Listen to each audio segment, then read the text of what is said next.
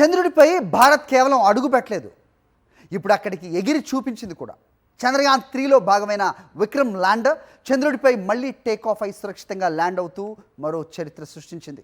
Hope ఎక్స్పెరిమెంట్గా పిలిచే ఈ ప్రయోగం భవిష్యత్తులో చంద్రుడి నుంచి నమూనాలు తేవటం, మానవ యాత్రలు చేపట్టడం వంటి భారీ మిషన్స్కు కీలక అడుగుగా మారనుంది. 2023 ఆగస్టు 23న చంద్రుడి దక్షిణ ధ్రువంపై సాఫ్ట్ ల్యాండింగ్ చేసి ప్రపంచాన్ని ఆశ్చర్యపరిచింది చంద్రయాన్ 3.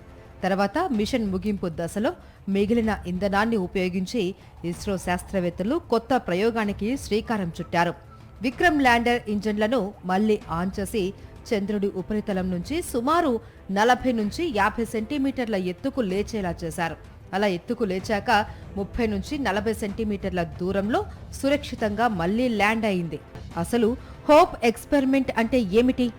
చంద్రుడిపై మళ్లీ టేకాఫ్ కావడం, కంట్రోల్డ్ రీల్యాండింగ్, ఇంజన్ పనితీరు పరీక్షించడం, భవిష్యత్తు మిషన్లకు టెక్నాలజీ ట్రయల్, వీటినే హోప్ ఎక్స్పెరిమెంట్ అంటారు. ఈ ప్రయోగం ద్వారా చంద్రుడి నేల ఒకేలా లేదు అని, పై పొర లోపలి పొరల్లో భారీ తేడాలు ఉన్నాయని శాస్త్రవేత్తలు గుర్తించారు. చంద్రుడి దక్షిణ ధ్రువ ప్రాంతం చాలా సంక్లిష్టంగా ఉంది అని తాజా డేటా వెల్లడిస్తోంది.